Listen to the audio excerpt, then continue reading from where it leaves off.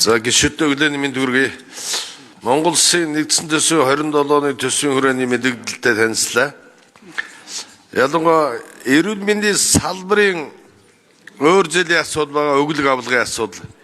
Энийг шийдэхгүйгээр ерөөсөө энэ төсвийн асуудлыг шийдэх нь бас хүндрэлтэй байх гэж бодож байна. Яг л сая инквайр сайтын дээр гарч байна. Эмч багш нарын цалин нэмэхэд одоо ийм төсөвт ачаал орж байна гэдэг. Гэтэл энэ эрүүл мэндийн салбарын одоо хамгийн бага нь 3 төгрөг дээдл нь одоо 20-30 төгрөг хүртэл одоо өглөг авалга байна.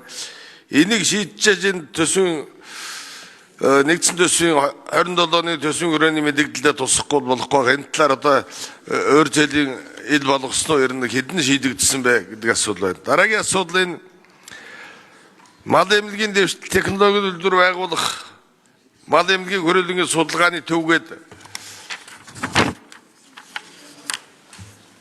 архитекторын даалгавар барилгын зураг нь 7 тэрбум төгрөгөөр ингээд батлагдсан байгаа.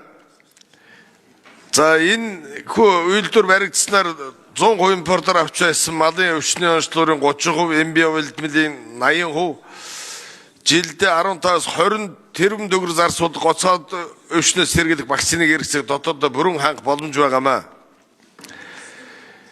Гэтэл 20 энэ Монгол Улсын их хурлын юугаар батлагдсан 26-аас 30 оны Монгол Улсын хөгжлийн 5 жилийн төлөвлөгөөнд тусгагдсан боловч 27 оны эдийн засаг хөгжлийн ам дээр энэ нэгдэхэд тодорхой шалтгаанаар хасагдсан байна. Энэ ямар учиртай энэ төсвийн юунд оруулах боломж байгаагүй мó? Инквайр сайта дараа тодруулъя.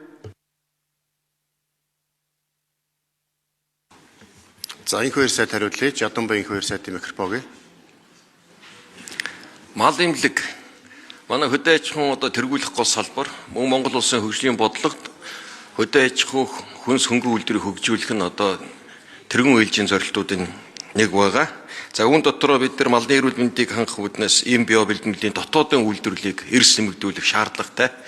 Нэлээд хэдэн гол нэр төрлийн вакциныг бид импортоор авч жил бүр олон тэрбум төгрөг гадаадад төлдөг.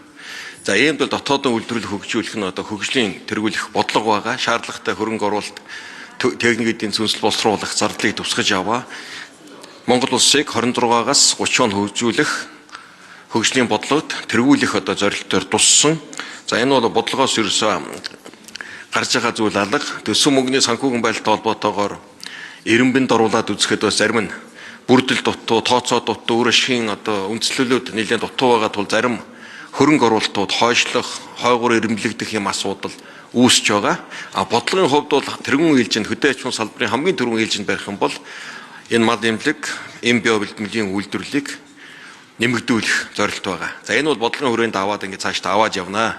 Энээс ухрах буцах ямар нэгэн бодлого засгийн газарт байхгүй. За эрүүл мэндийн салбарын өглөг авлагтай холбоотой сангийн яам ажлын хэсгээс хариулъя. За 4 номер.